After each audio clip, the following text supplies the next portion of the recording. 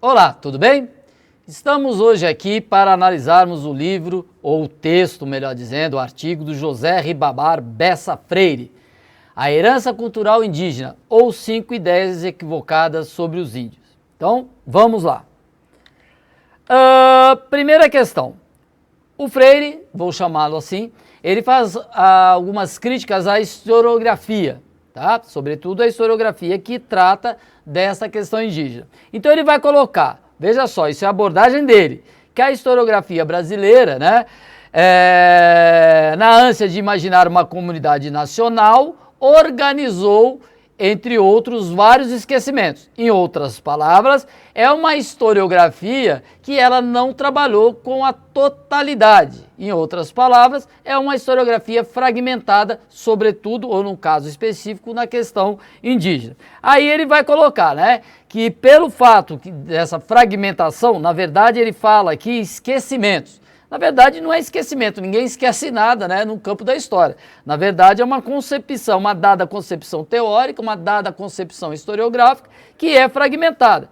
Acabaram moldando a imagem dos índios, né, que nos foi passada, e que, nesse sentido, não permite que nos apropriemos, né, de uma parte importante do legado cultural deixado por esses povos, por essas etnias indígenas, correto? Então essa é a crítica à historiografia. Nesse sentido, ele vai propor uma nova abordagem. Por isso que ele fala, como estratégia para abordar a questão, né, aí ele vai propor, parece interessante destacar 5 ideias, tá? 5 ideias relacionadas à imagem que nós temos dos índios, tá certo? É nesse sentido, portanto, que ele vai fazer a crítica a essas imagens, né, ou essas concepções. Então, primeira questão, o primeiro equívoco. Então, aqui ele começa a destacar o primeiro equívoco, o índio genérico, né? Então, aí ele já vai mostrar pelo próprio título que é a ideia equivocada que reduz culturas tão diferenciadas a uma entidade supra-indígena ou supra-étnica. Em outras palavras, é tratar os índios como se eles fossem uma coisa só, como se não houvesse distinções entre as tribos, tá certo? Ou entre os vários povos indígenas. Então ele vai dizer que hoje vive no Brasil mais de 220 etnias. Essas 220 etnias, elas falam algo em torno de 118 línguas diferentes. Então aí ele já mostra que não existe uma comunidade indígena homogênea. A própria língua ou a distinção existente entre elas a partir da língua demonstram que não existe essa questão homogênea. Aí ele coloca que cada um desses povos tem a sua forma de expressão. Olha, tem a sua forma de expressão, mas não só. Elas possuem também culturas particulares, culturas próprias e também singularidades. Nesse sentido que ele fala, cada um desses povos tem a sua formação de expressão, sua religião, sua arte, sua ciência, sua dinâmica histórica própria, que são diferentes de um povo para o outro. Perceberam? Então aqui é importante nós destacarmos a ideia de universalidade, particularidade e singularidade. Existe o universal que os une. Existe, por outro lado, as particularidades e as singularidades, que se manifestam em todas essas instâncias que o nosso autor acabou de citar. Aí ele avança na questão da língua, né? Então aqui vamos lá. Olha só o que ele coloca. O grau de intercomunicação entre elas era variável. Então eu vou citar aqui, eu vou ler a citação dele para ficar mais fácil, porque ele é o pesquisador. Olha o que ele fala. Entre línguas de famílias diferentes, olha só, as diferenças podem ser comparáveis às existências entre o alemão e o português. Ninguém se entende. Então ele já mostrou que existe, apesar das semelhanças, traços de distinção muito acentuados no tocante à língua. Aí ele avança, que tem um mito. Olha lá, a linguagem indígena falada hoje no Brasil estão classificadas em troncos linguísticos ou famílias, certo? Isto é, grupos de línguas que têm uma mesma raiz ou origem comum e uma série de línguas isoladas, ou seja, que são faladas por um único grupo e não tem nenhum grau de intercomunicação com nenhum outro povo. Ele diz que isso é um mito, tá certo? Aí ele avança. Olha lá. Desculpe, aí ele vai continuar aqui. O que ele está falando, portanto? Que existe uma descaracterização da cultura indígena. E essa descaracterização passa por esse mito. Esse mito que descaracteriza, tá certo? As línguas. Esse mito que desconsidera as particularidades, as singularidades entre essas várias etnias e, consequentemente, entre as suas várias formas de cultura e, no caso específico, a língua. Ele utiliza a língua para conseguir exemplificar tudo isso que eu acabei de citar. Portanto, é necessário, aí que é importante, como tratar isso em sala de aula? É necessário que o educador ele tenha uma outra prática educacional dentro da sala de aula, onde ele considere exatamente essas características particulares e singulares a cada uma das etnias indígenas. Em outras palavras, é necessário que ele fale para os alunos, que ele discuta com os alunos que não existe uma comunidade indígena homogênea. Muito pelo contrário, são comunidades heterogêneas, apesar de todas as semelhanças que elas possuem. Outra questão, que é o segundo equívoco, aí ele entra, culturas atrasadas. Aqui é interessante também, os povos indígenas produzem saber, ciência, arte refinada, literatura, poesia, música e religião. Em outras palavras, ele desmistifica essa ideia de que as comunidades indígenas, sobretudo as brasileiras, eram primitivas. Então eles eram primitivos e não possuíam desenvolvimento nas áreas, na sua cultura no geral. Ele vai dizer que não, que as suas culturas não são atrasadas, como durante muito tempo pensaram e reproduziram, né? Na verdade, durante muito tempo criou-se essa ideologia do colonizador. Essa visão do colonizador se tornou uma ideologia e até então acabou o quê? Se tornando predominante. Por isso que ele fala, os colonizadores, durante muito tempo, pensaram os colonizadores, e como ainda pensa muita gente. Em outras palavras, essa ideia dos colonizadores de que os índios eram primitivos, possuíam uma cultura primitiva, existe até hoje. Nesse sentido, essa ideia criada pelos colonizadores tornou-se a ideologia dominante e prevalece até hoje. Aí ele fala que ignoram completamente a complexidade dessas culturas, ou se pautam em estereótipos e no senso comum sobre elas. Em outras palavras, né, existe aí toda uma ideologia que ignora, né, que desconhece, tá certo? Que deturpa, que deforma a cultura indígena verdadeira. Aí, ó, língua inferior. Aí ele se prende muito a essa questão da língua. Então ele fala, do ponto de vista extremamente linguístico, não existe língua rica e língua pobre. Perfeito, tá certo, existem línguas diferentes. Diferentes línguas apresentam vocabulários especializados em algumas áreas e mais simplificados em outras, elaborados segundo os interesses e modos de vida dos falantes, que podem diferir drasticamente de uma língua para outra. Em outras palavras, ele se prende à questão da língua para mostrar que uma determinada língua não pode ser desqualificada, até porque, né, ela não deve ser comparada com outra. Ela representa uma cultura própria de um determinado povo. Cultura essa que é permeada por relações sociais, por produção, pelo modo de produção. Então essa língua, ela expressa esse universo. Agora, daí até dizer que ela é inferior a outra é um absurdo. Tá? E isso serve inclusive para as línguas contemporâneas. Tá? Avançando, religiões indígenas. Aí ele vai se prender à questão da religião. Primeira questão, a religião guarani significa para os índios a sua própria condição de sobrevivência. Então aí ele está mostrando o quanto a religião para os índios é algo importante. Num mundo superpovoado pelos brancos, uma vez que é a religião que ensina como conviver com os outros, ensina a tolerância, a generosidade, a solidariedade e as estratégias de vida.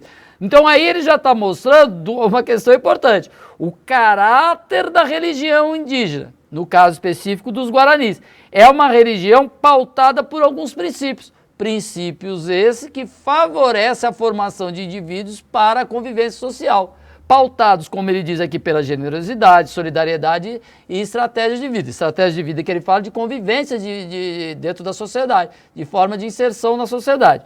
Uma outra questão também importante que ele coloca aqui é que, que a religião indígena, no caso específico dos guaranis, é ela que unifica o povo guarani e para que ele possa continuar sobrevivendo dentro de uma sociedade majoritariamente branca, né? Branca entre aspas aí, né? Tá certo?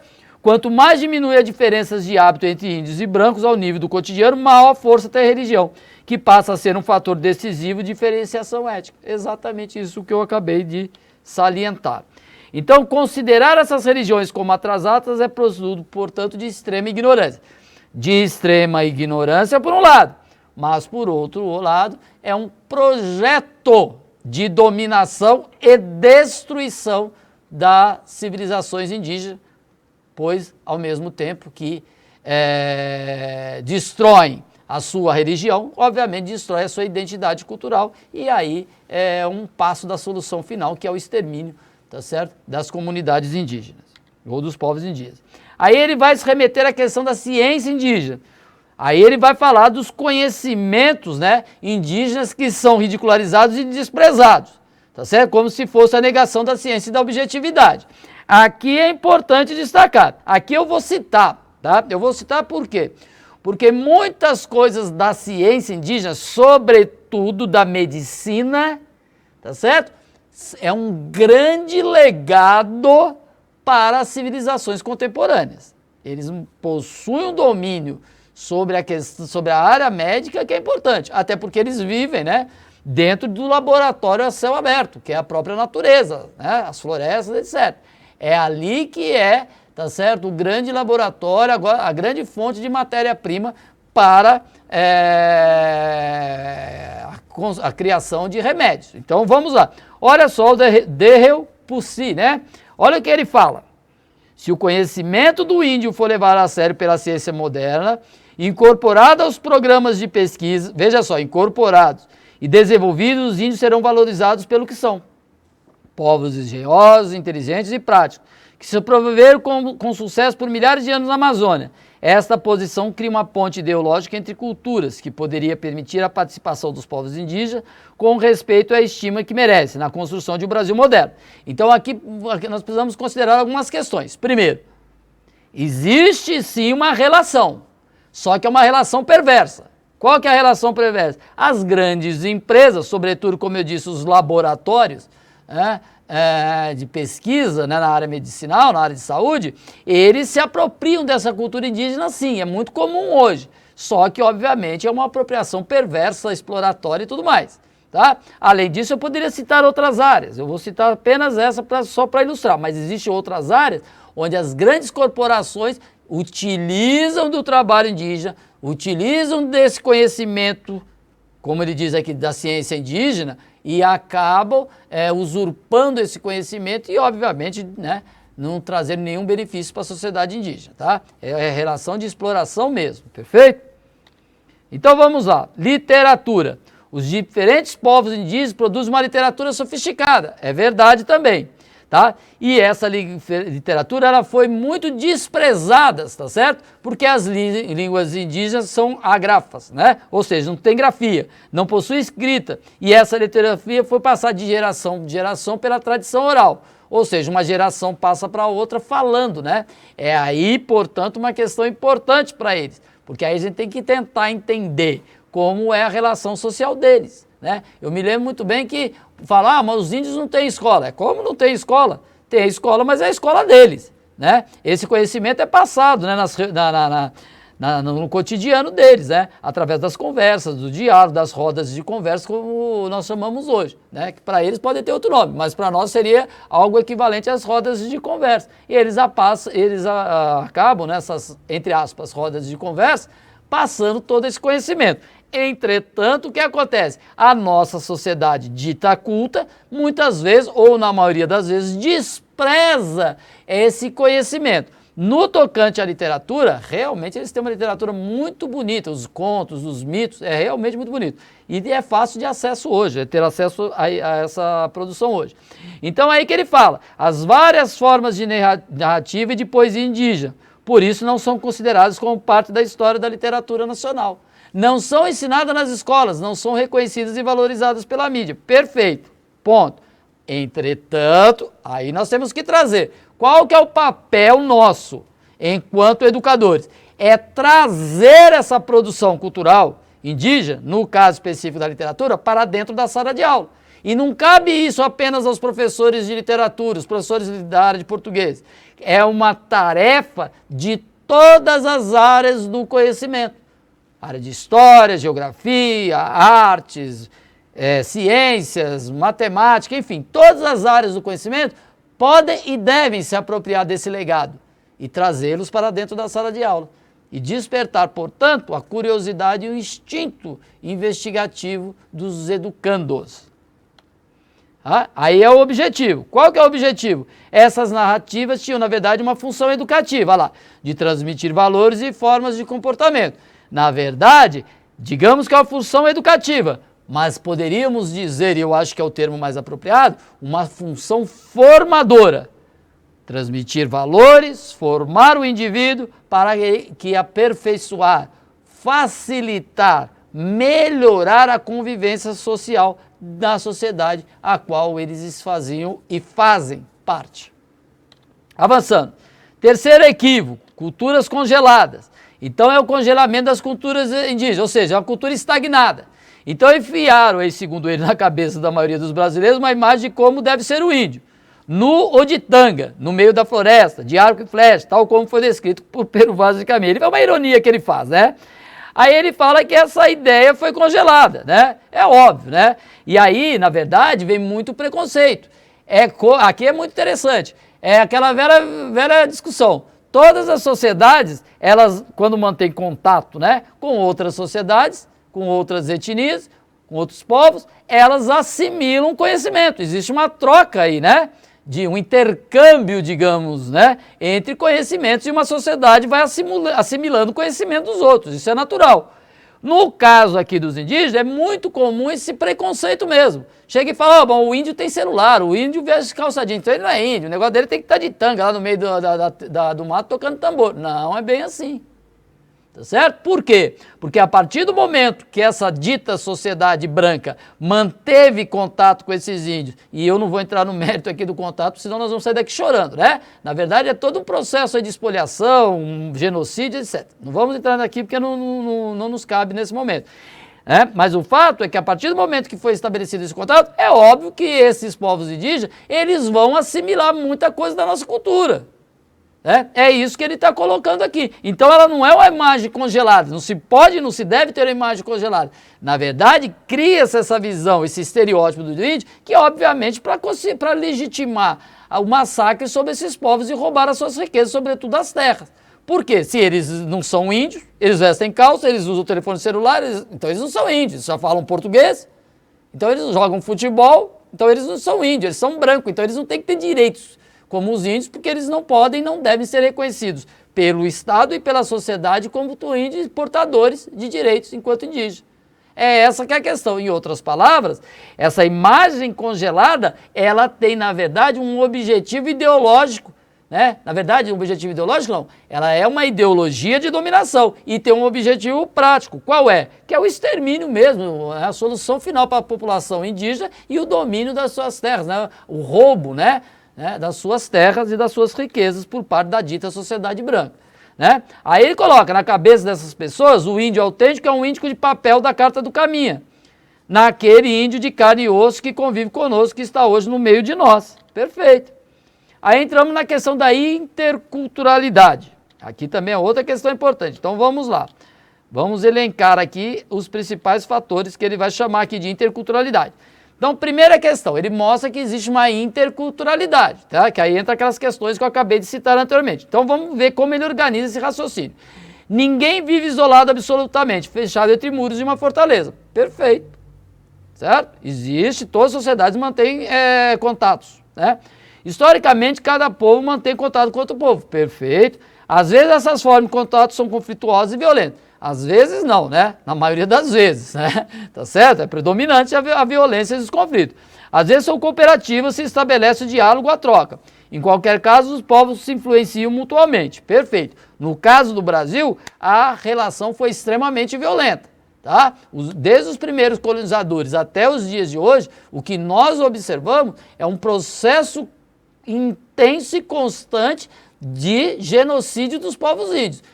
povos indígenas. E hoje nós estamos aí, em virtude da expansão do agronegócio, da mineração, etc., é a solução final mesmo, né, que estamos perpetrando, né, o agronegócio e essas grandes empresas de exploração de minério contra os povos indígenas. Tá? O conceito que nos permite pensar e entender esse processo é o conceito de interculturalidade, que é aquela questão da assimilação que eu acabei de dizer para vocês.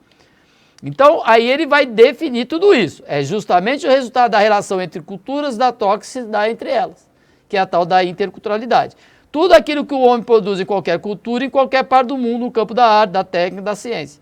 Tudo que ele produz de belo merece ser usufruído por outro homem de qualquer outra parte do planeta. Então, ele está dizendo aqui que é necessário, é enriquecedor esse processo de assimilação. Entretanto, volto a dizer, no caso brasileiro, isso é bastante questionável na medida em que os povos indígenas pagaram e continuam pagando um alto preço, inclusive com a perda de vidas. Então ele vai colocar a questão da imposição, tá? Que aí ele vai já cair um pouco nisso que eu acabei de falar agora. Historicamente, eles não escolhem o que queriam tomar emprestado. Isso foi imposto a ferro e fogo, que é exatamente. Esse processo de assimilação, na verdade, foi imposto a ferro e fogo. Tanto no que se refere à religião, a concepção de mundo, tudo isso foi imposto a ferro e fogo pela dita sociedade ocidental, eurocêntrica, cristã, tá certo? E capitalista, tá? Historicamente, essa relação não tem sido simétrica, ou seja, de igualdade. Não tem tido mão dupla, tanto na Amazônia como no resto do Brasil e da América e do mundo, tá certo? O que ocorre é uma imposição de um processo, de uma determinada concepção de mundo, uma determinada cultura sobre eles, tá? E legitimado. Ou seja, os índios não puderam ter liberdade de escolha, de olhar o leque de opções. Eles foram dominados. Tá? Aí entra a questão do diálogo. Hoje, o que seria hoje? A luta hoje é por uma interculturalidade. Essa interculturalidade, ela não é mais entendida como era entendida no passado. Hoje, segundo ele, é uma relação dialógica, onde as culturas, elas estabelecem um diálogo entre elas e o respeito mútuo. No sentido de ter o quê? O intercâmbio cultural, no sentido em que possa ter um processo de assimilação a partir do respeito às outras culturas. É essa liberdade de transitar em outras culturas que não concedemos aos índios quando congelamos suas culturas. Perfeito. Aí ele coloca a questão da interculturalidade enquanto construção. Não é apenas uma mera transferência de conteúdo de uma cultura para outra, a tal da interculturalidade. Ela é uma construção conjunta de novos significados, é uma fusão, onde novas realidades são construídas e sem isso implica o abandono das próprias tradições. Perfeito, as tradições de cada povo existem e elas, obviamente, assimilar outras culturas sem destruir as suas próprias. Assimilar desde que ela queira assimilar. Certo? Não é ruim que mude, o ruim é quando a mudança é imposta sem deixar margem para a escolha. Aí ele vai para o quarto equívoco. Olha lá, os índios fazem parte do passado.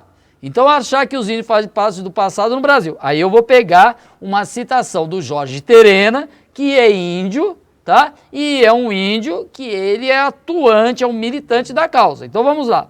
Eles, no caso, né, veem a tradição viva como primitiva, porque não segue o paradigma ocidental. Assim, os costumes e as tradições, mesmo sendo adequados para a sobrevivência, deixam de ser considerados como estratégias de futuro, porque são ou estão no passado. Tudo aquilo que não é do âmbito do Ocidente é considerado do passado, desenvolvendo uma noção equivocada em relação aos povos tradicionais sobre o seu espaço na história. Jorge Terena. Em outras palavras, é a visão do homem branco, vamos dizer assim, né? Eu não gosto desse termo homem branco, mas é como eles utilizam. É a visão da sociedade capitalista, eu prefiro isso. Né? É a visão da sociedade contemporânea, que é a visão capitalista, onde vê a sociedade indígena como uma sociedade superada, atrasada, né? E que não tem nenhuma valorização mesmo. Tá certo? Então é a imposição de uma determinada cultura. Na verdade, é uma imposição no sentido de destruir a cultura dos povos indígenas, destruir a sua identidade cultural e, consequentemente, como eu já disse anteriormente, justificar toda a barbárie e todo o genocídio que vem acontecendo ao longo dos anos, né, ao longo das décadas, alguns séculos já, e que está rumo à solução final, como nós podemos observar aí nos noticiários do cotidiano. Né? Então, ele trabalha com a ideia aqui da integração. Os índios, é verdade, estão encravados no nosso passado. Verdade. Entretanto, integra o Brasil moderno de hoje. Em outras palavras, ninguém pode imaginar, segundo o nosso autor, o Brasil no futuro sem a riqueza das culturas indígenas. Não, na verdade, muita gente imagina, né? E querem que não aconteça isso. Entretanto, o fato é que muitas desse padrão cultural, ou dessas contribuições culturais indígenas, já estão no nosso dia a dia, já estão enraizados no nosso dia a dia. Eu vou dar assim, alguns exemplos. Comida, né? Mandioca, tapioca, tudo isso aí é da cultura indígena. Ou vou dar um outro exemplo, né? Esse exemplo das mulheres ficar penteando o cabelo, aquele cabelo liso, comprido, etc. Aquilo é costume indígena, já está enraizado, né? É muito comum a gente ver as mulheres escovando o cabelo, aquela coisa toda, esse hábito que nós temos de tomar banho, né, várias vezes ao dia, tudo isso é indígena. Agora, o que cabe a nós, enquanto professores, educadores, é entrarmos na sala de aula e trazermos isso para a sala de aula, incorporarmos isso ao conhecimento em sala de aula.